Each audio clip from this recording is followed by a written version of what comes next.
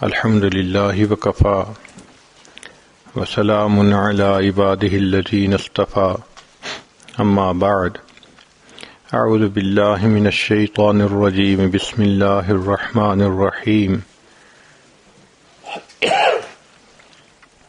یا ایہا الذین آمنوا توبوا الی اللہ توبۃ نصوحا سبحان ربک رب العزۃ عما یصفون وسلام علی المرسلین والحمد للہ رب العالمین اللہم صلی علی سیدنا محمد وعلی آل سیدنا محمد وبارک وسلم۔ ہم جو کام بھی شریعت کے خلاف کرتے ہیں اس کو گناہ کہتے ہیں۔ جب بھی انسان گناہ کا ارتکاب کرے اس پر فرض ہوتا ہے کہ وہ فوراً اس سے توبہ کرے۔ اس آیت مبارکہ میں اللہ تعالیٰ ارشاد فرماتے ہیں، یا ایہا الذین آمنو، اے ایمان والو، اے وہ لوگو جو اللہ تعالیٰ اور اس کے رسول صلی اللہ علیہ وسلم کے حکموں کو ماننے کا اقرار کر چکے ہو، توبوا الی اللہ توبۃ نصوحا، تم اللہ کے سامنے سچی پکی توبہ کرو۔ ابن قیم رحمۃ اللہ علیہ نے اپنی کتاب الداء والدواء میں لکھا ہے کہ گناہوں کے اخروی نقصانات بھی ہوتے ہیں، دنیاوی نقصانات بھی ہوتے ہیں، یعنی کچھ نقصان جو قیامت کے دن سامنے آئیں گے اور کچھ نقصان جو اسی دنیا میں انسان کو پیش آتے ہیں۔ مثال کے طور پہ جو انسان گناہوں کا ارتکاب کرتا ہے اس کا نیکی کرنے کو جی نہیں چاہتا، نماز پڑھنے کو دل نہیں کرتا، تلاوت کو دل نہیں چاہتا، تہجد میں نہیں اٹھا جاتا، فجر کی نماز میں نہیں اٹھا جاتا، نیک محفل میں آنے کو دل نہیں کرتا، تو اطاعت سے محرومی یہ گناہوں کا وبال ہوتا ہے۔ دوسری علامت یہ کہ انسان کا دل بے چین ہوتا ہے۔ ایک انسان کتنا کامیابی سے گناہ کیوں نہ کرے، کسی کو پتہ بھی نہ چلے، کوئی اس کو روکنے والا بھی نہ ہو، گناہ کرنے کے موقع بھی موجود ہوں، مگر اس کا دل بے چین رہے گا، سکون چھن جاتا ہے، اطمینان لٹ جاتا ہے، انسان کے دل کو خوشی نہیں ہوتی، بلکہ انسان کا دل پریشان پریشان رہتا ہے۔ یہ گناہوں کی وجہ سے ہوتا ہے۔ پھر انسان کی دعائیں بھی قبول نہیں ہوتی، جو دعا مانگتا ہے قبولیت کے آثار ہی نہیں نظر آتے، پھر کہنا شروع کر دیتے ہیں جی کیا کریں، اللہ تو ہماری سنتا ہی نہیں۔ بھائی اللہ تو سب کی سنتا ہے، ان ربی لسمیع الدعاء، میرا رب دعا کو سنتا ہے، مگر قبول کرنا یہ اس مالک کا اپنا اختیار ہے، وہ پابند نہیں ہے، وہ چاہے تو فوراً پوری کر دے، چاہے تو نہ کرے۔ ہم اپنے گھر میں دیکھتے ہیں کہ جو بیٹا بات کو مانے، پڑھائی اچھی کرے، ماں باپ کی فرما برداری کرے، دل خوش کرے، وہ کوئی بھی فرمائش کرے تو ہم اس کو فوراً پورا کر دیتے ہیں، اور جو بچہ ماں باپ کا دل دکھائے، پریشان کرے، بدنام کرے، ذلیل و رسوا کرے، وہ آ کے کوئی فرمائش کرے تو ہم سنی انسنی کر دیتے ہیں۔ اسی طرح جو شخص گناہوں کا ارتکاب کرتا ہے اللہ تعالیٰ بھی اس کی دعاؤں کو سنی انسنی کر دیتے ہیں۔ ایک اثر گناہوں کا یہ بھی ہوتا ہے کہ زندگی سے برکت اٹھ جاتی ہے، صحت میں برکت نہیں، چنانچہ عمر 18 سال، جی میں بیٹھے ہوئے اٹھتی ہوں آنکھوں میں اندھیرا آ جاتا ہے، عمر 24 سال، جی مجھے لو بیک پین شروع ہو گئی ہے۔ جی اتنی چھوٹی عمر میں ایسی ایسی بیماریاں کہ انسان حیران ہوتا ہے۔ قوت حافظہ میں برکت نہیں، طالبات چیز یاد کرتی ہیں فوراً بھول جاتی ہے، سبق یاد کیا، سنانے کے وقت سبق یاد ہی نہ آیا، جی میں محنت تو کرتی ہوں، پیپر دیتے ہوئے بھول جاتی ہوں۔ یہ بھولنا، نسیان، یہ گناہوں کا وبال ہوتا ہے۔ اسی طرح وقت میں برکت نہیں ہوتی، چاہتی ہے کہ کام سمیٹوں مگر نہیں سمٹتے، ادھورے ادھورے رہتے ہیں سارے کام، جس کام میں ہاتھ ڈالو وہی ادھورا۔ ایک بے برکتی یہ بھی ہوتی ہے کہ گھر میں جوان بچیاں ہوتی ہیں، بچے ہوتے ہیں، رشتے نہیں ہوتے۔ وہ جی کیا کریں، لوگ بیٹی کا رشتہ دیکھتے ہیں، خوش ہو کے جاتے ہیں، دوبارہ کوئی نہیں آتا۔ یہ ادھورے کام رہنا یہ گناہوں کا وبال ہوتا ہے۔ پھر نعمتوں میں زوال آنا شروع ہوتا ہے۔ جو پروردگار نعمتیں دینا جانتا ہے وہ پروردگار نعمتیں لینا بھی جانتا ہے۔ تو ان گناہوں کے تمام نقصانات سے بچنے کا ایک ہی حل ہے کہ ہم گناہوں سے سچی پکی توبہ کر لیں۔ چنانچہ گناہوں کو چھوڑ کر توبہ کرنے کی چند شرائط ہیں۔ ایک تو یہ کہ انسان جو گناہ کر رہا ہے اس کو چھوڑ دے، دوسرا جو کر چکا اس پر نادم ہو، تیسرا آئندہ نہ کرنے کا دل میں عہد اور ارادہ ہو، اور چوتھا جو حقوق العباد ہیں ان کی معافی تلافی ہو۔ مگر توبہ کا بنیادی مقصد اللہ کو راضی کرنا ہونا چاہیے، اللہ کا خوف ہونا چاہیے گناہوں کو چھوڑنے کی بنیادی وجہ۔ اگر نیت کچھ اور ہوگی تو توبہ نہیں کہلائے گی۔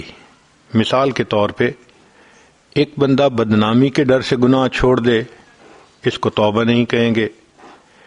کوئی کہے کہ جی اب میرے اندر گناہ کی طاقت نہیں رہی، آئندہ میں گناہ نہیں کروں گا، اس کو بھی توبہ نہیں کہیں گے۔ کسی کو مرض کا ڈر ہو اور پھر وہ گناہ نہ کرے، یہ بھی توبہ نہیں کہلائے گی۔ کوئی یہ کہے کہ جی میں تو اس لیے چوری نہیں کرتا کہ پولیس پکڑے گی، اس کو بھی توبہ نہیں کہیں گے۔ ایک نوجوان کہے میں نے جوا نہیں کھیلنا، بڑا مال ضائع ہوتا ہے، تو اس کو بھی توبہ نہیں کہیں گے۔ توبہ تب کہیں گے جب اللہ کے ڈر کی وجہ سے چھوڑے، اللہ کی رضا کے لیے چھوڑے گناہ کو۔ ہاں، جو انسان توبہ کرنا چاہے اس کے ذہن میں بہت سارے سوالات ہوتے ہیں جس کے جوابات اسے کئی مرتبہ نہیں ملتے تو وہ کنفیوز رہتا ہے۔ آج کی محفل میں توبہ کرنے والے کے ذہن میں جو سوالات ہوتے ہیں ان کے جوابات سے متعلق ہے۔ توبہ کرنے والے کو چاہیے کہ وہ چند کام کرے۔ پہلا کام یہ کرے کہ اپنے برے دوستوں کو ہمیشہ کے لیے چھوڑ دے۔ آپ ایک مثال پر غور کریں کہ اگر کسی گندی نالی میں ایک موتی پڑا ہوا ہے اور آپ وہیں اس کے اوپر 5 جگ پانی ڈالیں تو وہ ویسا کا ویسا گندا رہے گا، لیکن نالی سے نکال کر 1 گلاس پانی بھی ڈالیں تو وہ صاف پاک ہو جائے گا۔ اسی طرح جس گندے ماحول میں انسان ہو اس کو چھوڑنا پڑتا ہے، ان دوستوں کو چھوڑنا پڑتا ہے۔ امام غزالی رحمۃ اللہ علیہ نے فرمایا یار بد مارے بد سے زیادہ برا۔ فارسی میں یار بد مارے بد سے برا، مارے بد کہتے ہیں زہریلے سانپ کو، یعنی برا دوست زہریلے سانپ سے بھی زیادہ برا۔ اس لیے کہ سانپ اگر ڈس لیتا ہے جان ضائع ہو جاتی ہے، برا دوست ڈس لیتا ہے انسان کا ایمان ضائع ہو جاتا ہے۔ پھر فرماتے ہیں کہ یار بد شیطان سے بھی زیادہ برا۔ شروع میں یہ بات پڑھی تو ہمیں بھی حیرت ہوئی کہ وہ مسلمان ہو سکتا ہے دوست، کلمہ گو ہو سکتا ہے، تو شیطان تو بدبخت اس کو کیسے اس سے بھی برا ہو گیا؟ مگر امام غزالی رحمۃ اللہ علیہ نے بات سمجھائی۔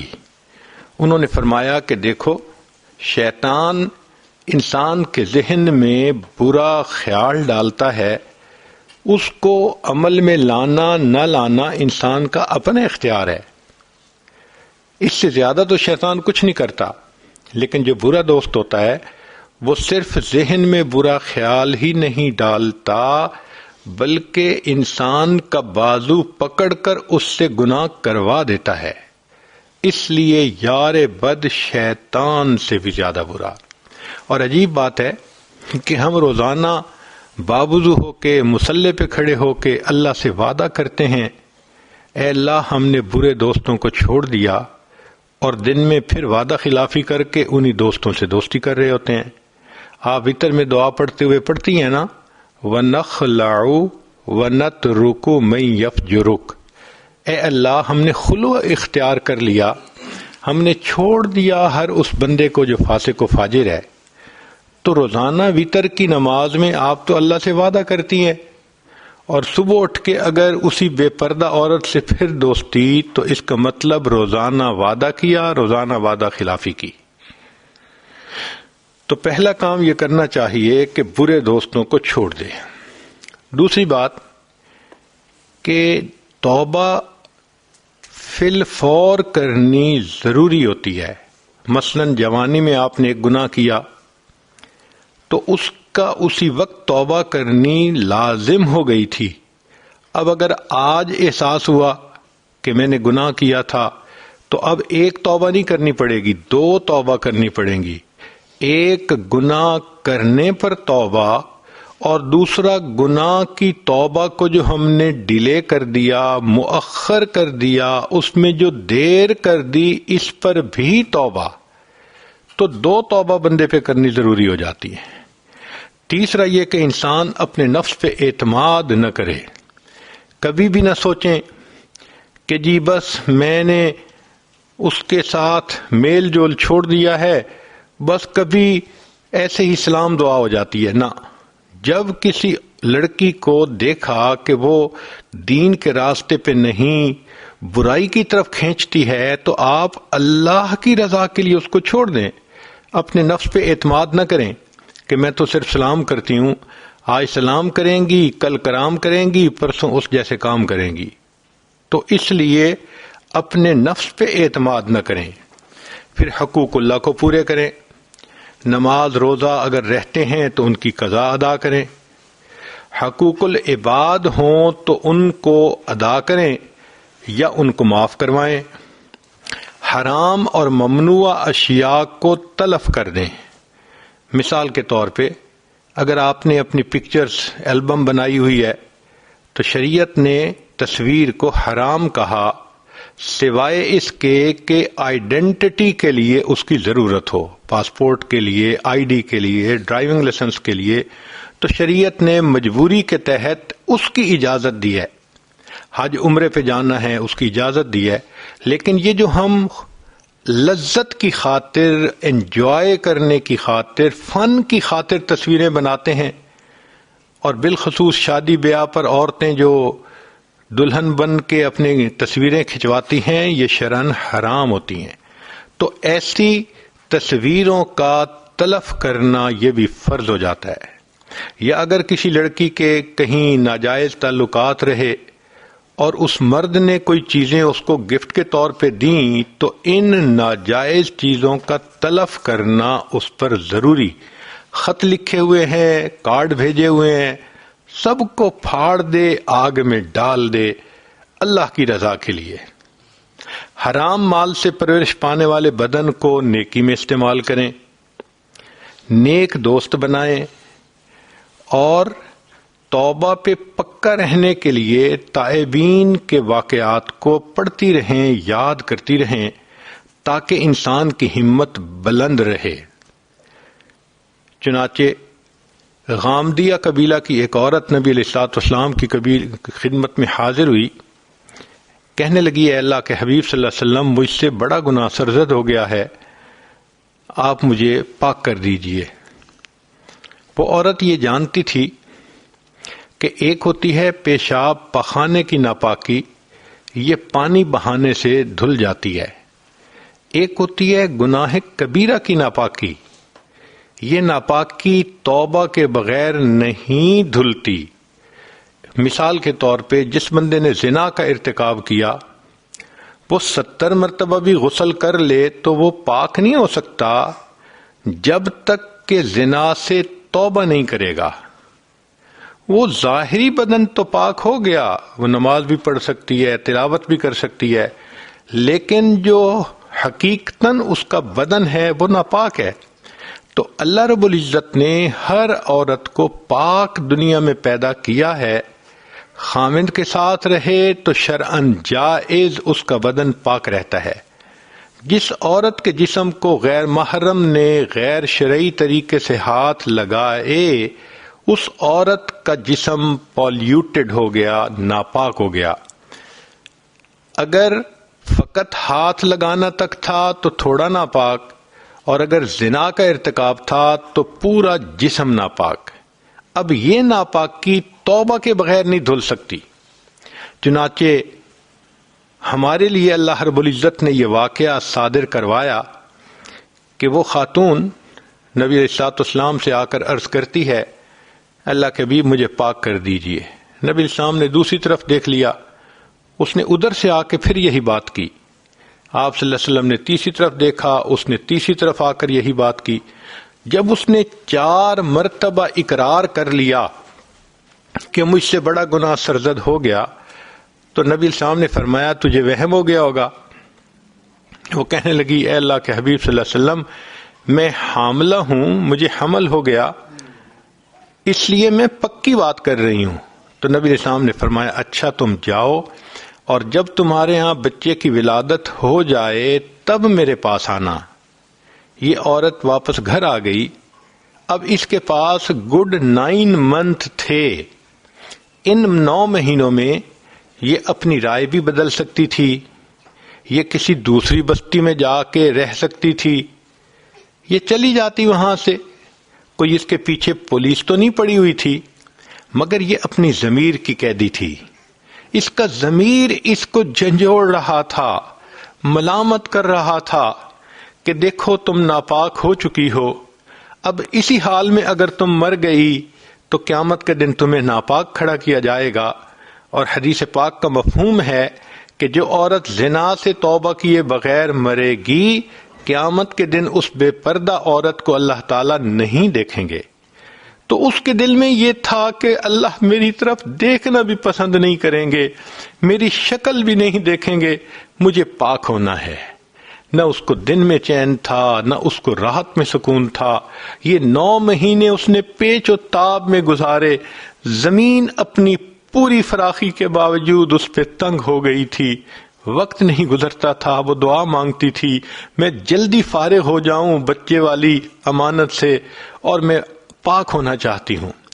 جب بچے کی ولادت ہوئی، وہ بچے کو لے کے نبی السلام کی خدمت میں حاضر ہوئی۔ اے اللہ کے حبیب صلی اللہ علیہ وسلم، میرے ہاں بیٹا پیدا ہو گیا ہے۔ نبی السلام نے فرمایا اچھا اس کو دودھ پلاؤ۔ اب دودھ پلانا 1.5 سے 2 سال کا معاملہ ہے۔ اس عورت کے پاس اتنا اور وقت تھا، اس عورت کی رائے نہیں بدلی، وہ عورت اپنی بات سے پیچھے نہیں ہٹی، وہ مکر نہیں گئی، بلکہ اس دوران بھی اس کی یہی کیفیت رہی، حتیٰ کہ جب بچے نے روٹی کھانی شروع کر دی تو وہ ایک دن نبی علیہ السلام کی خدمت میں اپنے بیٹے کو لائی۔ بیٹے کے ہاتھ میں روٹی کا ٹکڑا تھا۔ اے اللہ کے حبیب صلی اللہ علیہ وسلم، میرے بیٹے نے اب روٹی کھانی شروع کر دی، دودھ اس نے بند کر دیا۔ نبی علیہ السلام نے صحابہ سے فرمایا کہ اس پر حد جاری کرو، اس کو پاک کر دو۔ وہ عورت جانتی تھی میرے قبیلے کی بدنامی ہوگی، وہ جانتی تھی کہ مجھے اذیت ملے گی، میری موت آ جائے گی، مگر وہ اتنا بھی جانتی تھی کہ دنیا کی ذلت کم ہے، قیامت کے دن کی ذلت بڑی اور بری ہے۔ لہذا اس نے کہا کہ مجھے پاک کیجئے۔ جب اس عورت کو رجم کیا گیا تو اس وقت ایک صحابی نے غصے کی کوئی فکرہ اس کے سامنے کہہ دیا۔ نبی علیہ السلام نے سنا تو نبی علیہ السلام نے غصے کی بات کرنے والے صحابی کو منع کیا اور فرمایا کہ نہیں، لقد تابت توبتن، اس عورت نے ایسی سچی توبہ کی ہے، لو قسمت بین 70 من اہل المدینہ وسعتہم، کہ اگر مدینہ کے 70 گناہگاروں پر اس کا ثواب تقسیم کیا جاتا، اللہ 70 کی بھی مغفرت فرما دیتے۔ تو ایسے لوگ کہ جن سے غلطی سرزد ہوئی اور پھر وہ عزم کے پہاڑ بن گئے، پھر انہوں نے ایسی توبہ کی جیسی کرنی چاہیے تھی، ان تائبین کے واقعات پڑھ کر بھی انسان کو ہمت ملتی ہے۔ توبہ کرنے والے کے ذہن میں بس اوقات یہ اشکال ہوتا ہے کہ میں نے تو جی زندگی کے پچھلے 30 سال گناہوں میں گزار دیے، میں نے تو بہت گناہ کیے، اتنے سارے گناہ میرے اللہ معاف کر دیں گے؟ جی ہاں، جتنے بھی گناہ ہوں گے اللہ تعالیٰ معاف فرما دیں گے۔ فرمایا اے میرے بندے، اگر تیرے گناہ آسمان کے ستاروں کے برابر ہیں، اگر تیرے گناہ ساری دنیا کے درختوں کے پتوں کے برابر ہیں، اگر تیرے گناہ سمندروں کے پانی کے قطروں کے برابر ہیں، اگر تیرے گناہ ساری دنیا کی ریت کے ذرات کے برابر ہیں، تیرے گناہ تھوڑے ہیں، میری رحمت زیادہ ہے، تو توبہ کرے گا، میں تیری توبہ کو پھر بھی قبول کر لوں گا۔ چنانچہ بخاری شریف کی روایت ہے، ابو سعید بن مالک بن سنان رضی اللہ عنہ روایت کرتے ہیں کہ بنی اسرائیل کا ایک آدمی تھا جس نے 100 بندوں کو قتل کیا تھا۔ وہ توبہ کی نیت سے گھر سے چل پڑا، رستے میں موت آ گئی، اللہ نے توبہ کی نیت سے چلنے کی بنا پر اس کے گناہوں کو معاف کر دیا تھا۔ کبھی ذہن میں یہ سوال پیدا ہوتا ہے کہ جی بد کردار مجھ پر چڑھائی کرتے ہیں، اور جی میں تو گناہوں سے بچتی ہوں، مگر وہ جو بندہ ہے نا وہ میرا پیچھا نہیں چھوڑتا، کالیں کرتا ہے، میسج کرتا ہے، میں نے تو سم بھی بدل لی، پھر کہیں سے اس نے میرا نمبر تلاش کر لیا، میں کیا کروں؟ بھئی بات سیدھی ہے کہ جب آپ نے توبہ کر لی، اب کوئی آپ کو گناہ پہ مجبور کیسے کر سکتا ہے؟ صحابہ رضی اللہ عنہم کے واقعات دیکھیے۔ کعب بن مالک رضی اللہ عنہ ایک صحابی ہیں، ایک سفر میں نبی علیہ السلام کے ساتھ جانے میں دیر ہو گئی تھی، تو نبی علیہ السلام نے اس کا معاملہ اللہ کے سپرد کر دیا تھا کہ تم اللہ سے معافی مانگو، جب تمہاری معافی کی خبر آ گئی تو ہم آپ سے بولنا شروع کر دیں گے، اور سب ایمان والوں کو کہا کہ ان دنوں ان سے گفتگو نہ کریں۔ وہ کہتے ہیں کہ خود میری بیوی مجھ سے بات نہیں کرتی تھی، اور میرے اوپر عجیب ڈپریشن کی کنڈیشن تھی، 1 دن نہیں، 2 دن نہیں، 50 دن کا تقریباً یہ لمبا معاملہ تھا۔ قرآن پاک نے کہا حتی اذا ضاقت علیہم الارض بما رحبت، حتیٰ کہ زمین اپنی پوری فراخی کے باوجود اس پہ تنگ ہو گئی، وضاقت علیہم انفسہم، اور ان کا اپنا جینا تنگ ہو گیا، وظنوا، اور ان کا یہ گمان ہوا، اللہ ملجأ من اللہ الا الیہ، اب اللہ کے سوا کوئی ملجا اور ماوا نہیں۔ کہتے ہیں اس وقت میرے ذہن میں یہ خیال آتا تھا کہ اللہ کے پیارے حبیب صلی اللہ علیہ وسلم مجھ سے خفا ہیں، اگر اس دوران میری موت آ گئی تو میرا حشر میں انجام کیا ہوگا؟ اور کبھی یہ خیال آتا کہ اگر اس دوران نبی علیہ السلام نے پردہ فرما لیا تو پھر میں قیامت کے دن اللہ کو کیا چہرہ دکھاؤں گا؟ تو مجھے سکون نہیں تھا، میں بہت غم زدہ تھا۔ اس حال میں میں باہر نکلا بازار میں، مجھے ایک بندہ ملا جو قریبی ملک کے بادشاہ نے جس کو بھیجا تھا اور اس کو رکہ دیا تھا، اور اس نے رکے میں لکھا تھا کہ میں نے سنا ہے کہ آپ کے صاحب نے آپ کے ساتھ قطع تعلقی کر رکھی ہے، آپ ہمارے پاس آ جائیں، ہم خزانے کے منہ کھول دیں گے، بڑے سکون سکھ کی زندگی گزاریں گے۔ وہ فرماتے ہیں کہ یہ گناہ کی آفر تھی، کفر پہ آنے کی آفر تھی، میں نے اس رکے کو پڑھ کے اس کے ٹکڑے کیے، اور تنور جل رہا تھا آگ والا، میں نے اس آگ کے اندر اس کو ڈال دیا۔ آپ بھی ایسے ہی کریں کہ جس طرح انہوں نے خط پھاڑ کے آگ میں ڈالا، کوئی آپ کو خط لکھے پھاڑ کے آگ میں ڈالیں، کوئی میسج کرے اس کو ڈیلیٹ کر دیں، کوئی فون کرے اس کو اٹینڈ ہی نہ کریں۔ جب آپ نے عہد کر لیا، اب کوئی کیسے گناہ پہ مجبور کر سکتا ہے؟ ایک صحابی تھے حضرت مرشد رضی اللہ تعالی عنہ، زمانہ کفر میں، جاہلیت میں ایک عورت کے ساتھ ان کے تعلقات برے تھے، چنانچہ یہ مدینہ طیبہ آ گئے اور انہوں نے کلمہ پڑھ لیا۔ کچھ عرصے کے بعد ان کو تجارت کے سلسلے میں مکہ مکرمہ جانا پڑا۔ یہ مغرب کے بعد گلی میں سے گزر رہے تھے کہ وہ عورت جس کا نام عناق تھا وہ باہر نکلی اور اس نے دیکھا تو اس نے بڑا وارم ویلکم کیا، hello how are you, I miss you, I love you, جو گانے گاتی ہیں لڑکیاں وہی اس نے بھی گانے شروع کر دیے۔ تو انہوں نے اس کو ریسپانس نہ کیا۔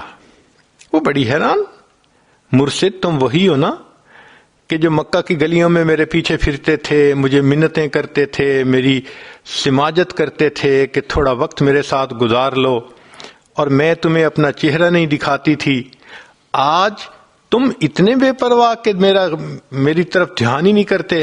سنو، میرا خامند سفر پہ گیا ہوا ہے اور میں گھر میں اکیلی ہوں، تم اپنے کام سمیٹ کے آ جانا، ہم آج رات دونوں اکٹھا گزاریں گے۔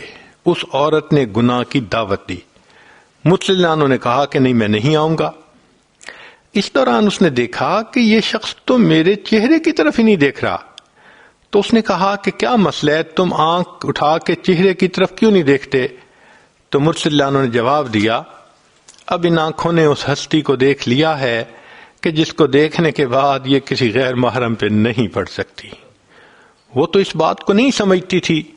وہ ذرا آگے بڑھی تاکہ ان کا بازو پکڑے، کیونکہ طبیعت ایک دوسرے کے ساتھ تو بہت کھلی تھی، کئی مرتبہ گناہ کر چکے تھے مل کے۔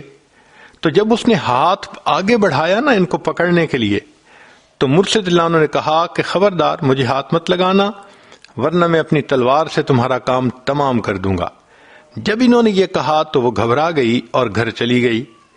تو محدثین نے لکھا ہے کہ جیسے مرشد رضی اللہ عنہ نے اس عناق کے ساتھ ریسپونڈ کیا، آج ہمیں کسی بد کردار کے ساتھ گناہ کے معاملے میں ایسے ریسپونڈ کرنا چاہیے۔ جب آپ فرم ہیں، مضبوط ہیں، آپ نے سچی توبہ کر لی، آپ کے پاؤں کے نیچے چٹان ہے، کوئی آپ کو گناہ پہ کیسے مجبور کر سکتا ہے؟ ہاں، حدیث پاک میں کچھ دعائیں بھی ہیں، ان کو بھی پڑھیں تاکہ اللہ تعالیٰ شریروں کے شر سے نجات عطا فرمائے۔ اللہم انا نجعلک فی نحورہم ونعوذ بک من شرورہم۔ ایک دعا ہے، اللہم استر عوراتنا وآمن روعاتنا۔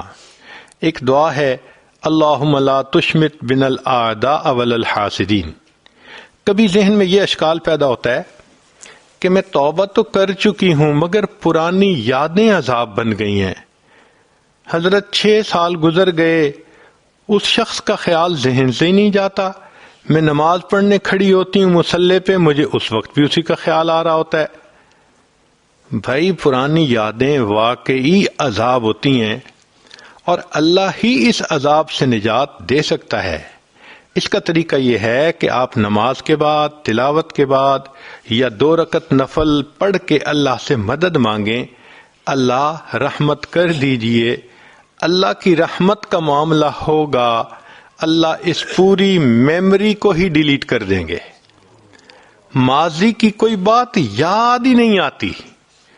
چنانچہ علماء نے لکھا ہے کہ توبہ قبول ہونے کی چند علامات ہیں، ان میں سے ایک علامت یہ ہے کہ اللہ تعالیٰ اس کو ماضی کی باتیں بھلا دیتے ہیں، خیال ہی نہیں آتا، کبھی اس کے بارے میں سوچ ہی نہیں جاتی۔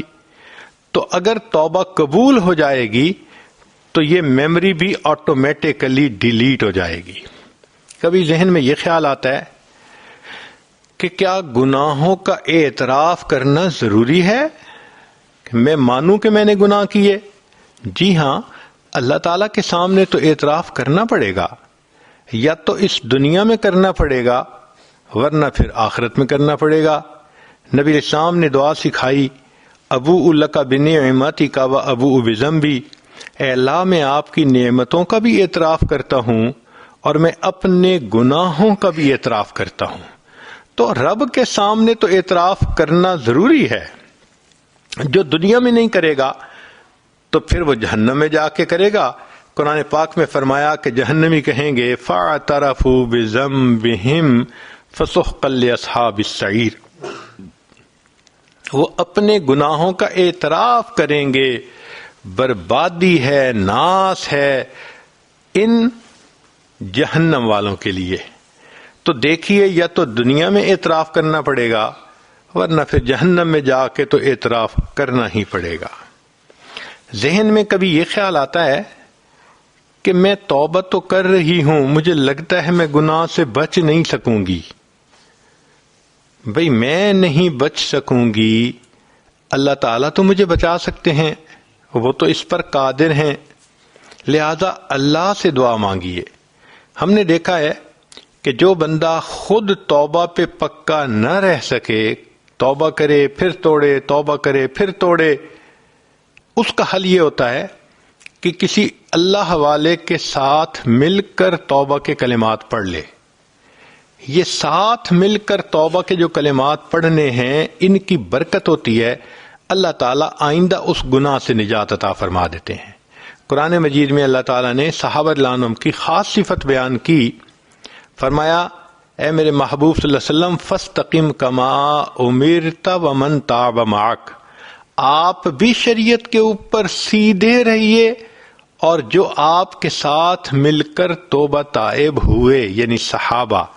تو یہ صحابہ کی امتیازی شان تھی کہ انہوں نے نبی علیہ الصلوۃ والسلام کے ساتھ مل کر توبہ کے کلمات پڑھے تھے۔ تو اس کی برکت ہوتی ہے، اللہ والوں کے ساتھ توبہ کے کلمات پڑھ لیے جائیں، اللہ تعالیٰ آئندہ گناہوں سے نجات عطا فرما دیتے ہیں۔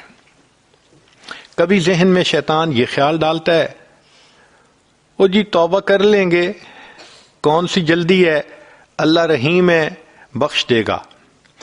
یہ بہت بڑا اشکال ہے جو ذہن میں شیطان ڈالتا ہے۔ تو بھائی بات تو ٹھیک ہے، اللہ تعالیٰ بڑے رحیم ہیں، بخش دیں گے، مگر علماء نے لکھا ہے کہ کچھ گناہ ایسے ہوتے ہیں کہ جن کا برا اثر موت کے وقت جا کے ظاہر ہوتا ہے، وہ ریفلیکٹ ہوتے ہیں موت کے وقت، جیسے بد نظری۔ بد نظری ایک ایسا گناہ ہے کہ جس کی سزا ملتی ہے ذرا دیر بھی ہو جائے۔ چنانچہ تلبیس ابلیس میں ابن جوزی رحمۃ اللہ علیہ نے لکھا ہے، ایک حافظ قرآن تھا جس نے شہوت کی نظر سے کسی غیر کو دیکھا، 20 سال کے بعد اس کے سینے سے قرآن پاک کو نکال لیا گیا۔ تو اگر ایک حافظ قرآن بھول جاتا ہے بد نظری کرنے کی وجہ سے، تو اس کا مطلب یہ کہ یہ گناہ بہت کرونک جو ہے گناہ ہے۔ تو علماء نے لکھا ہے کہ زنا ایک ایسا گناہ ہے کہ اس کا اثر موت کے وقت ظاہر ہوتا ہے، اگر توبہ نہ کی جائے تو بندے کو کلمے کی بھی توفیق نہیں ہوتی۔ ایک مرتبہ میں نے اپنے حضرت سے پوچھا کہ حضرت میں بہت کم عقل ہوں، کم علم ہوں، کئی باتیں مجھے سمجھ میں نہیں آتی، اگر آپ مجھے اجازت دیں تو میں آپ سے پوچھ لیا کروں۔ فرمایا ہاں پوچھ لو۔ تو اس عاجز نے یہی پوچھا کہ عجیب سی بات ہے کہ ایک مرتبہ بد نظری کرنے پر حافظ کے سینے سے قرآن نکال لیا گیا، یہ تو بہت بڑی سزا نظر آتی ہے۔ تو حضرت نے آگے سے فرمایا کہ ہاں، یہ غیر محرم سے محبت کا ہونا اللہ کی غیرت کا معاملہ ہے۔ اللہ نے انسان کے دل کو اپنے لیے بنایا، اپنا گھر فرمایا۔ اب اس گھر میں جب کسی غیر کو ہم لاتے ہیں، بساتے ہیں، اللہ کو غیرت آتی ہے۔ آپ دیکھیں نا ذرا، آپ کا گھر ہے، آپ کے بیوی 2 بچے ساتھ رہ رہے ہیں، اب اس گھر میں کوئی اور غیر گھس آئے کہ جی میں نے یہیں رہنا ہے، تو آپ کا کیا حال ہوگا؟ کبھی برداشت نہیں کر سکیں گے۔ تو اگر ہمارے گھر میں کوئی غیر مرد گھسنے کی کوشش کرے، ہم سے برداشت نہیں ہوتا۔ یہ دل اللہ کا گھر ہے، اب اس دل میں اگر کوئی عورت کسی مرد کو گھسا لے تو پھر اللہ تعالیٰ کو غیرت آئے گی نا۔ یہ جو ہے نا غیر محرم سے میسیجز کرنا، فون پہ باتیں کرنا، غلط تعلق جوڑ لینا، یہ اللہ تعالیٰ کی غیرت اس پر بڑھتی ہے، اور اس کا پھر انسان کو وبال ہوتا ہے۔ اس لیے ایک نصیحت کی بات یاد رکھنا کہ جب آپ کسی کو کہیں نا آئی لو یو، تو 10 دفعہ سوچنا اگر تو شرعی تعلق ہے، امی کو کہا، ابو کو کہا، خامند کو کہا، بچے کو کہا، تو پھر تو ٹھیک ہے. لیکن اگر یہ غیر شرعی تعلق تھا اور آپ نے زبان سے کہہ دیا آئی لو یو، تو انتظار کریں کہیں ایسا نہ ہو کہ اللہ کہہ دے I do not love you. پھر کیا ہوگا؟ ان الفاظ کو کہتے ہوئے کئی مرتبہ انسان اللہ کی نظر سے گر جاتا ہے، اللہ نظروں سے گرا دیتے ہیں اس بندے کو. اس لیے یہ 3 لفظ کہنے پہاڑ کی طرح مشکل نظر آتے ہیں کہ کسی کو کیسے کہیں آئی لو یو.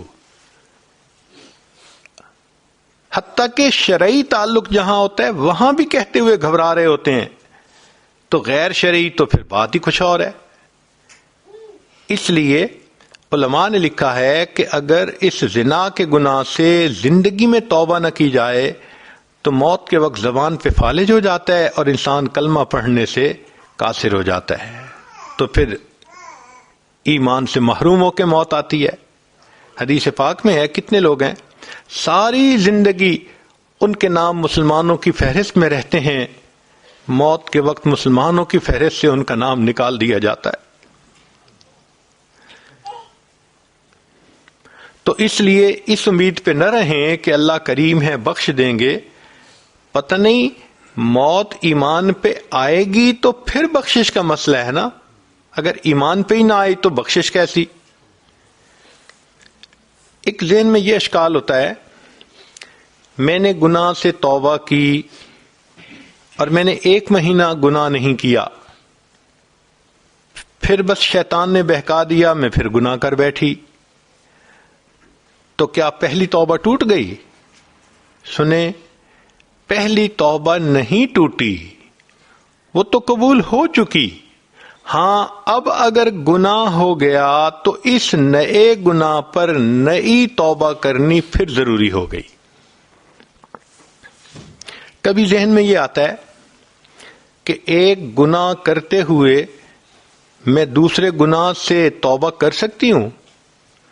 مثال کے طور پہ ایک لڑکی بے پردہ بھی گلی میں پھرتی ہے اور اس کے غیر محرم سے تعلقات بھی ہیں.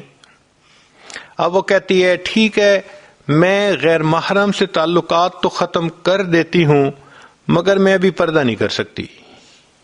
تو کیا ایک گناہ کرتے ہوئے دوسرے گناہ سے توبہ کر سکتی ہے؟ جواب جی ہاں کر سکتی ہے. فوراً توبہ کرے، اس کی برکت سے اللہ تعالیٰ اس پہلے والے گناہ سے بھی توبہ کی توفیق عطا فرما دیں گے. ذہن میں یہ خیال آتا ہے کہ میں نے تو پچھلے 15 سال سے نماز قضا کی، روزے بھی نہیں رکھے، 10 دن جو ہوتے ہیں عورتوں کے خاص جن کو قضا کرنا ضروری ہوتا ہے، تو میں کیا کروں؟ بھائی اگر آپ نے 1 لاکھ پاؤنڈ قرضہ لیا، اب اس کو لوٹانا پڑ گیا ہے اور ابھی آپ کے پاس نہیں، تو آپ اس کے سے قسطیں بنوا لیتی ہیں، انسٹالمنٹس بنوا لیتی ہیں کہ جی میں آپ کو نا 1000 ہر مہینے دیا کروں گی. تو جس طرح قسطیں بن جاتی ہیں اس طرح آپ اللہ تعالی کے سامنے نمازوں روزوں کی قسطیں بنائیں. کیسے؟ روزانہ کی 5 نمازیں قضا پڑھا کریں، ہر روز 5 نمازیں، تو 15 سال کی اگر قضا ہیں تو 15 سالوں میں ٹوٹل اماؤنٹ پوری ہو جائے گی. اور اگر اس دوران موت آ گئی تو ہم نے دیکھا ہے کہ جو لوگ انسٹالمنٹس دینی شروع کر دیتے ہیں تو کمپنیز والے ان کے ساتھ نرمی کرتے ہیں کہ اس نے واقعی بھئی اب پیسے دینے شروع کر دیے. تو جو بندہ انسٹالمنٹس دینی شروع کر دے گا، اگر موت بھی آ گئی، ہم امید کرتے ہیں اللہ قیامت اس دن اس کے ساتھ آسانی فرمائیں گے. ایک بندہ کہتا ہے میں نے غیبت کی، تو بھئی غیبت کی اللہ رب العزت سے بھی معافی مانگنی پڑتی ہے اور غیبت کی اس بندے سے بھی معافی مانگنی پڑتی ہے جس کی غیبت کی گئی ہو. اب اس کا طریقہ یہ ہے کہ اس سے بھی معافی مانگیں اور اللہ تعالی سے بھی معافی مانگیں. معافی مانگتے ہوئے اس کو تفصیل بتانا ضروری نہیں ہے کہ میں نے کیا کیا کہا، یوں کہیں گی تو دشمنی بن جائے گی. بس اتنا کہیں کہ جی آپ کے حقوق ہیں میرے اوپر، میں پورے نہیں کر سکی، آپ مجھے معاف کر دیں۔ شریعت کہتی ہے اس نے معاف کر دیا تو بھی معاف، اگر وہ سن کے بات مسکرا پڑی تو بھی معاف ہو گیا، اگر اس نے کہا کوئی بات نہیں تو بھی معاف۔ تو دنیا میں معافی مانگنا آسان۔ اگر کوئی کہے جی میں نے چوری کی، کیا کروں؟ بھائی جس کا مال چوری کیا اس کو مال واپس کرو، اور جی وہ تو بندہ ہی فوت ہو گیا، بھائی اس کے ورثاء کو واپس کرو۔ اور جی مجھے تو ورثاء کا بھی نہیں پتا کہاں ہیں کہاں نہیں، تو شریعت کہتی ہے کہ ایسی صورت میں وہ مال اللہ کے راستے میں صدقہ کر دیں، اس نیت کے ساتھ کہ اللہ تعالیٰ قیامت کے دن اس کا جو ثواب دیں گے یہ اس بندے کے نام اعمال میں جائے گا۔ ایک بندہ کہتا ہے میں نے سود کا مال کھایا، بھئی توبہ کریں، اور جی میرا جسم سود کے مال سے پلا بڑا۔ بھئی جو جسم حرام مال سے پلے، اب اس کا طریقہ یہ ہے کہ اس جسم کو نیکی میں صرف کریں، مثلاً تلاوت کریں، اگر آپ نے غیر محرم کی شکلیں دیکھیں، سکرین کے تماشے دیکھے، نگاہوں کا غلط استعمال کیا، اب اللہ کے قرآن کو پڑھیں۔ اللہ کا قرآن پڑھنا عبادت ہے، نیکی ہے۔ بیت اللہ کو دیکھیں، ماں باپ کے چہرے کو دیکھنا عبادت، میاں بیوی ایک دوسرے کے چہرے کو مسکرا کر دیکھیں، یہ بھی عبادت۔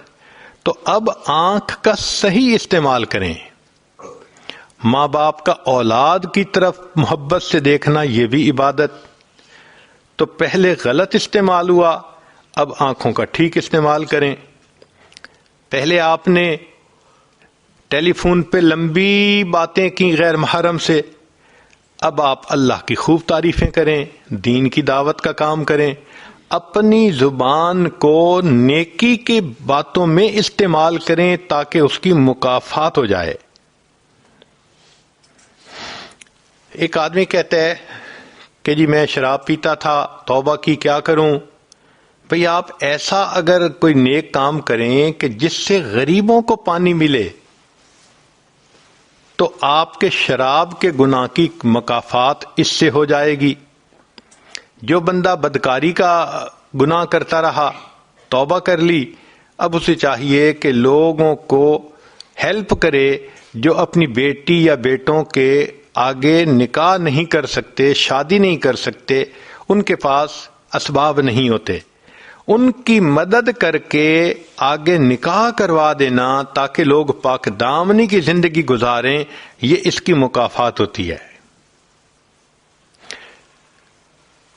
ذہن میں ایک سوال یہ پیدا ہوتا ہے کہ توبہ کے لیے عمل کیا کریں؟ سیدنا صدیق اکبر نبی علیہ الصلوۃ والسلام سے ایک حدیث روایت کی ہے، فرماتے ہیں ما من رجل یذنب ذنبا ثم یقوم فیتطہر ثم یصلی رکعتین ثم یستغفر اللہ غفر اللہ لہ۔ اگر کوئی بندہ گناہ کر بیٹھے، اس کو چاہیے کہ وضو کرے، پھر 2 رکعت صلاۃ الحاجت پڑھے اور پھر استغفار کرے، اللہ تعالیٰ اس کے گناہوں کو معاف فرما دیتے ہیں۔ آخری بات، ذہن میں یہ بات آتی ہے کہ انسان اگر توبہ کرے تو کس کیفیت کے ساتھ توبہ کرے، یہ سب سے اہم نکتہ ہے، کیونکہ جتنا گڑ گڑا کے عاجزی سے، زاری سے اللہ تعالیٰ کے سامنے فریاد کریں گے، اتنا جلدی اللہ تعالیٰ توبہ کو قبول فرما لیں گے۔ چنانچہ وہب بن منبہ رحمۃ اللہ علیہ ایک بزرگ گزرے ہیں، پہلے عیسائی تھے، پھر کلمہ پڑھ کے مسلمان ہو گئے۔ تو ان کا یہ واقعہ ہے، انہوں نے بتلایا کہ بنی اسرائیل میں ایک نوجوان تھا جو بہت بدکاری کرتا تھا، بستی والے تنگ آ گئے تھے، حتیٰ کہ انہوں نے سوچا کہ اب اگر اس نے بدکاری کی تو ہم اس کو پہلے تو ٹھکائی کریں گے، مار پیٹ کریں گے، پھر اس کو دھکے دے کر شہر سے نکال دیں گے، یہ یہاں رہنے کے قابل نہیں۔ وہ کچھ عرصہ تو گناہ سے بچا رہا اور بالآخر اس نے پھر وہی گناہ کر لیا۔ بستی والوں نے خوب پٹائی کی اور اس کو ذلیل و رسوا کر کے دھکے دے دے کے شہر سے باہر نکال دیا۔ اس زمانے میں شہر چھوٹے ہوتے تھے تو شہروں کے گرد 4 دیواری بنی ہوتی تھی۔ شہر کے دروازے کے سامنے ویرانہ سا تھا جہاں چند درخت تھے۔ وہ نوجوان وہاں جا کے رہنے لگا۔ نہ کھانا تھا، نہ پینا تھا، نہ رہنے سونے کی کوئی جگہ تھی۔ اس دوران لگتا ہے کہ اس کو بخار آ گیا۔ بیماری بھی ہو اور دوائی نہ ہو تو بیماری ایگریویٹ ہو جاتی ہے، یا موسم اگر سخت زیادہ ہو، زیادہ سردی ہو تو بیماری اور بڑھ جاتی ہے۔ اس کے ساتھ بھی کوئی ایسا ہی معاملہ ہوا، حتیٰ کہ اس کی موت کا وقت آ گیا۔ اب جب اس کی موت کا وقت آ گیا تو ذرا پورا واقعہ سنیے کہ معاملہ ہوا کیا۔ کان فی زمن موسیٰ علیہ السلام شاب عاتن، موسیٰ علیہ السلام کے زمانے میں ایک نوجوان تھا جو سرکش تھا، مسرف علی نفسہ، اپنی جان پہ بڑا ظلم کرتا تھا۔ فاخرجوہ من بینہم لسوء فعلہ، چنانچہ بنی اسرائیل والوں نے اس کو اس کی بدکاری کی وجہ سے بستی سے نکال دیا تھا۔ فحضرت الوفات فی خربۃ علی باب البلد، شہر کے دروازے کے سامنے اس ویرانے میں بالآخر اس کو موت کا وقت آ گیا۔ فاوحی اللہ تعالی الی موسیٰ علیہ السلام، اللہ تعالیٰ نے موسیٰ علیہ السلام کی طرف وحی نازل فرمائی اور کہا کہ اے میرے پیارے پیغمبر علیہ السلام، ان ولی من اولیائی حضرہ الموت، میرے اولیاء میں سے ایک ولی کو موت آ گئی ہے، فاحذرہ، آپ جائیے، وغسلہ، اس کو غسل دیجئے، وصلی علیہ، اور اس کا نماز جنازہ پڑھیے۔ اللہ اکبر، اتنا بدکار قسم کا نوجوان، اور اللہ اس کے بارے میں وحی نازل فرماتے ہیں موسیٰ علیہ السلام کو کہ میرے اولیاء میں سے ایک ولی کی موت آ گئی ہے۔ اللہ تیری رحمت پہ قربان جائیں، آپ کی رحمت کی ایک نظر پڑتی ہے، بندے کے گناہ نیکیوں میں تبدیل ہو جاتے ہیں۔ آپ فاسق فاجر کو چاہیں تو ایک لمحے میں اپنا ولی بنا سکتے ہیں۔ اللہ رب العزت نے موسیٰ علیہ السلام کی طرف یہ نازل فرمائی کہ فاحذرہ، اب آپ اس کے پاس جائیے، وغسلہ، اور اس کو غسل دیجئے، وصلی علیہ، اور اس کا نماز جنازہ پڑھیے، وَقُلْ لِمَنْ كَثُرَ عِصْيَانُهُ، اور اعلان کر دیجئے بنی اسرائیل میں کہ جس شخص کے گناہ بہت زیادہ ہوں، یحضر جنازتہ، وہ آ کر اس شخص کا نماز جنازہ پڑھ لے، لِأَغْفِرَ لَهُمْ، میں جنازہ پڑھنے والوں کے بھی گناہ کو معاف کر دوں گا۔ اللہ اکبر کبیرہ۔ جب موسیٰ علیہ السلام پر یہ وحی اتری تو فنادا موسیٰ علیہ السلام فی بنی اسرائیل، موسیٰ علیہ السلام نے بنی اسرائیل میں اعلان کروا دیا، لوگو، اللہ کے اولیاء میں سے ایک ولی کی وفات ہوئی، جو جنازہ پڑے گا زندگی کے سارے گناہ معاف ہوں گے۔ فَكَثُرَ النَّاسُ، چنانچہ بنی اسرائیل کے لوگ بہت کثرت کے ساتھ وہاں آ گئے۔ فَلَمَّا حَضَرُوهُ، جب وہ وہاں آئے، عَرِفُوهُ، انہوں نے اس نوجوان کو پہچانا، فقالو، کہنے لگے، یا نبی اللہ، اے اللہ کے نبی علیہ السلام، ھذا ھو الفاسق، یہ تو وہی فاسق و فاجر شخص ہے، الذی اخرجناہ، جس کو ہم نے بستی سے نکال دیا تھا ذلیل و رسوا کر کے۔ فتعجب موسیٰ من ذلک، موسیٰ علیہ السلام اس بات پہ بڑا تعجب کرنے لگے کہ بات تو لوگوں کی بھی ٹھیک ہے۔ جب انہوں نے یہ کہا، فأوحى اللہ الیہ، اللہ نے موسیٰ علیہ السلام کی طرف وحی نازل فرمائی، صدقوا وہم شہدائی، الا انہ لما حضرته الوفات فی ہذہ الخربۃ نظر یمنۃ و یسرۃ، یہ لوگ موسیٰ علیہ السلام ٹھیک بات کر رہے ہیں، بندہ تو یہ وہی ہے، مگر معاملہ یہ ہوا کہ اس بدکار نوجوان کو جب اس ویرانے میں موت کا وقت آ گیا، نظر یمنۃ و یسرۃ، اس نے اپنے دائیں طرف دیکھا، اپنے بائیں طرف دیکھا، فلم یرا حمیما ولا قریبا، کوئی دوست اس کا پاس نہیں تھا، کوئی رشتہ دار اس کا پاس نہیں تھا، یہ تنے تنہا تھا، اس وقت اس نے مجھے پکارا۔ اللہ کوئی میرا یار ہوتا جو یاری کرتا، دلدار ہوتا دلداری کرتا، اللہ میری ماں میرے پاس ہوتی، میرے سر پہ شفقت کا ہاتھ رکھتی، میری بیوی میرے پاس ہوتی، وہ اللہ مجھے تسلیاں دیتی۔ میرا تو دنیا میں کوئی بھی میرے پاس نہیں، اللہ میں اکیلا ہوں۔ اللہ فرماتے ہیں وَرَآ نَفْسَهُ وَحِيدَةً غَرِيبَةً، اور اس نے اپنے آپ کو دیکھا دھتکارا ہوا ہے، اکیلا ہے، ذلیلتاً ذلت کے حال میں ہے، منکسرتاً اور اس کا دل ٹوٹا ہوا تھا۔ اور سچی بات تو یہ ہے جس کا دل ٹوٹتا ہے پروردگار اس کو رحمت کی نظر سے دیکھتے ہیں۔ چنانچہ اس حال میں اس نوجوان نے اللہ سے یہ دعا مانگی، فرفع بصرہ الیہ، اس نوجوان نے آسمان کی طرف نگاہ کر کے یہ کہنے لگا الہی عبد من عبادک، اللہ تیرے بندوں میں سے میں بھی تو ایک بندہ ہوں، اللہ میں گناہ کر کے کوئی بندوں کی لسٹ سے تو نہیں نہ نکلا، نیکوں کی لسٹ سے تو میں نکل گیا، مگر گناہ گار ہوں، بندہ تو میں آپ ہی کا ہوں نا۔ یہ تو ایسے ہی ہے کہ جیسے ایک بیٹا نافرمان بن جائے اور پھر وہ ماں کو مناتے ہوئے کہنے لگے امی اگرچہ میں بڑا بدکار ہوں بیٹا تو آپ ہی کا ہوں، وہ بیٹے کی فہرست سے تو خارج نہیں نہ ہو سکتا، وہ بیٹے والی محبت تو ماں کو بیٹے سے ہوتی ہے۔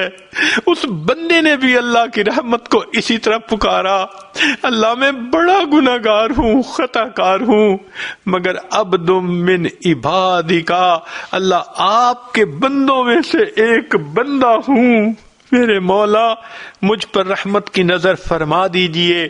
اگر مجھے معلوم ہوتا کہ مجھے بخش دینے سے آپ کی رحمت گھٹ جائے گی اور مجھے سزا دینے سے آپ کی شان بڑھ جائے گی، اللہ میں کبھی آپ سے مغفرت کا سوال نہ کرتا، اس لیے کہ ہمارے گناہوں سے آپ کی شان نہیں گھٹتی، ہمارے گناہوں سے آپ کی شان نہیں گھٹتی اور ہمارے نیک بن جانے سے آپ کی شان نہیں بڑھتی۔ اللہ آپ تو بہت بلند ہیں، اور اللہ آپ نے موسیٰ علیہ السلام کی طرف یہ پیغام بھی بھیجا ہے انی انا الغفور الرحیم، کہ میں بڑا غفور اور بڑا رحیم ہوں۔ اے اللہ جب آپ نے یہ پیغام بھیج دیا فلا تخیب رجائی، اللہ میری امیدوں کو ناکام نہ کرنا۔ یا موسیٰ، اے موسیٰ علیہ السلام، افکان یحسن بی ان اردہ وہو غریب علی ہذہ الصفۃ، کیا مجھے یہ بات اچھی لگتی تھی کہ میں اس کی دعاؤں کو رد کر دیتا جبکہ وہ اس حال میں تھا، وقد توسل الی بی، اور اس نے میری رحمتوں کا واسطہ دے دے کر مجھ سے دعائیں کی، وتضرع بین یدی، میرے سامنے خوب آنسو بہائے، خوب گڑ گڑایا، وعزتی، اے موسیٰ علیہ السلام مجھے اپنے عزت و جلال کی قسم ہے، لو سالنی فی المذنبین من اہل الارض جمیعا لوہبتہم لہ لذل غربتہ، کہ اگر اس وقت وہ نوجوان پوری دنیا کے گناہ گاروں کی بخشش کا مجھ سے سوال کرتا، میں پروردگار ساری دنیا کے گناہوں گاروں کو بخش دیتا۔ اللہ آپ کتنے کریم ہیں، کتنے مہربان ہیں۔ ایک بندے کی آپ کو توبہ اچھی لگتی ہے، ایک بندے پہ پیار آ جاتا ہے، آپ فرماتے ہیں اگر وہ میرے سامنے ساری دنیا کے گناہگاروں کی بخشش کی دعا کرتا میں سب کے گناہوں کی بخشش فرما دیتا۔ پھر اس کے بعد رب کریم فرماتے ہیں یا موسیٰ، اے موسیٰ علیہ السلام، انا کہف الغریب، میں پردیسی کی پناہ گاہ ہوتا ہوں، وحبیبہ، جس کا کوئی دوست نہیں ہوتا اس کا دوست میں پروردگار ہوتا ہوں، وطبیبہ، اور جس کی تیمارداری کرنے والا کوئی نہیں ہوتا اس کا تیماردار میں ہوتا ہوں، وراحمہ، اور جس پہ ترس کھانے والا کوئی نہیں ہوتا، میں پروردگار اس پہ ترس کھا لیتا ہوں۔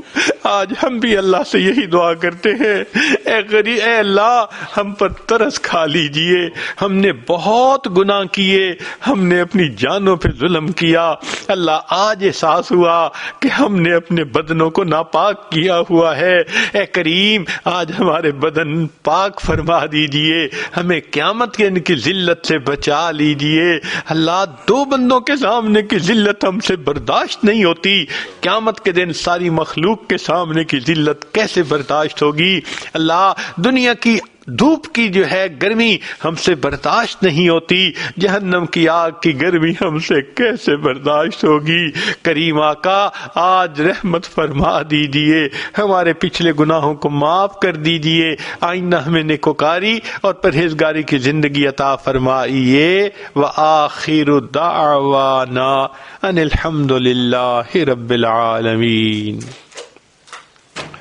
دعا سے پہلے یہ عاجز توبہ کے کلمات پڑھائے گا۔ جو مستورات گناہوں سے سچی توبہ کرنا چاہتی ہیں وہ توبہ کی نیت کر لیں، جو توبہ کے ساتھ ساتھ بیعت بھی ہونا چاہتی ہیں وہ دوسری نیت بھی ساتھ کر لیں، انشاءاللہ دونوں کام ہو جائیں گے۔ اس بیعت کی برکت سے اللہ توبہ پہ استقامت بھی عطا فرما دیں گے۔ الحمد للہ وکفا وسلام علی عبادہ الذین اصطفیٰ، اما بعد۔ یہ کلمات سچے دل کے ساتھ پیچھے پیچھے پڑھیے۔ بسم اللہ الرحمن الرحیم۔ لا الہ الا اللہ محمد الرسول اللہ، آمنت باللہ وملائکتہ وکتبہ ورسلہ والیوم الآخر والقدر خیرہ وشرہ من اللہ تعالی والبعث بعد الموت، آمنت باللہ کما ہوا باسمائہ وصفاتہ وقبلت جمیع احکامہ اقرار باللسان وتصدیق بالقلب، اشہد ان لا الہ الا اللہ واشہد ان محمدا عبدہ ورسولہ، استغفر اللہ ربی من کل ذنب واتوب الیہ برحمتک یا ارحم الراحمین۔ ان کلمات کو پڑھنے سے اب آپ بیعت بھی ہو چکی ہیں، توبہ طائب ہو چکی ہیں، چند معمولات ہیں، باقاعدگی سے کریں گی تو اللہ تعالیٰ دل کو منور کریں گے۔ ایک ہے 100 مرتبہ صبح و شام استغفار پڑھنا، استغفر اللہ ربی من کل ذنب واتوب الیہ۔ ایک ہے 100 مرتبہ درود شریف صبح و شام پڑھنا، اللہم صلی علی سیدنا محمد وعلی آل سیدنا محمد وبارک وسلم۔ تیسرا ہے روزانہ قرآن مجید کی تلاوت کرنا، ایک پارہ ہو تو بہت اچھا، مشکل ہو تو آدھا پارہ صحیح۔ چوتھا ہے چلتے پھرتے لیٹے بیٹھے دل میں اللہ کا دھیان رکھنا۔ اور پانچویں چیز ہے مراقبہ کرنا۔ مراقبے کا طریقہ یہ کہ ساری دنیا کے خیالات سے ہٹ کٹ کے اللہ کی یاد میں بیٹھ جائیں، یہ سوچیں کہ اللہ کی رحمت آ رہی ہے، دل میں سما رہی ہے، دل کی ظلمت اور سیاہی دور ہو رہی ہے، اور میرا دل اللہ اللہ اللہ یہ دل کہہ رہا ہے۔ انشاءاللہ جب 15-20 منٹ روزانہ مراقبہ کریں گی تو اللہ تعالیٰ دل کو منور فرمائیں گے۔ دعا سے پہلے تھوڑی دیر مراقبے کی مشق کر لیجئے، آنکھوں کو بند کر لیجئے، سر کو جھکا لیجئے، دنیا اور جو کچھ دنیا میں ہے اس سے ہٹ کٹ کے اللہ رب العزت کی یاد میں ڈوب جائیے۔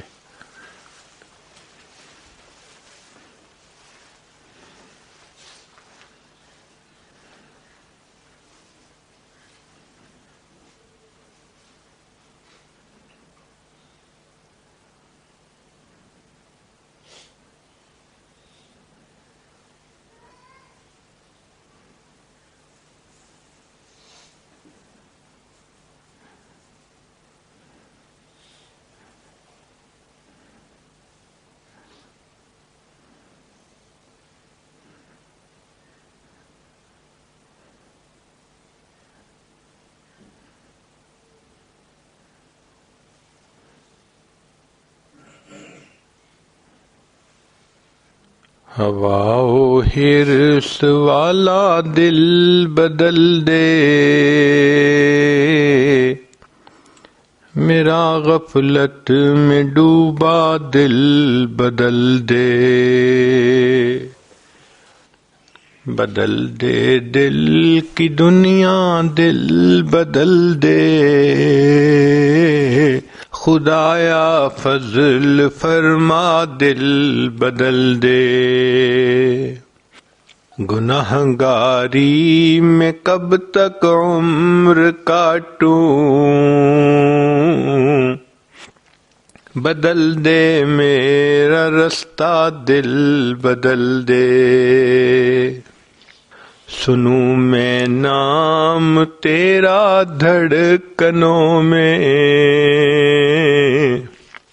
مزہ آ جائے مولا دل بدل دے، یہ کیسا دل ہے سینے میں الہی، جو زندہ بھی ہے مردہ دل بدل دے، تیرا ہو جاؤں اتنی آرزو ہے، بس اتنی ہے تمنا دل بدل دے، میری فریاد سن لے میرے مولا، بنا لے اپنا بندہ دل بدل دے۔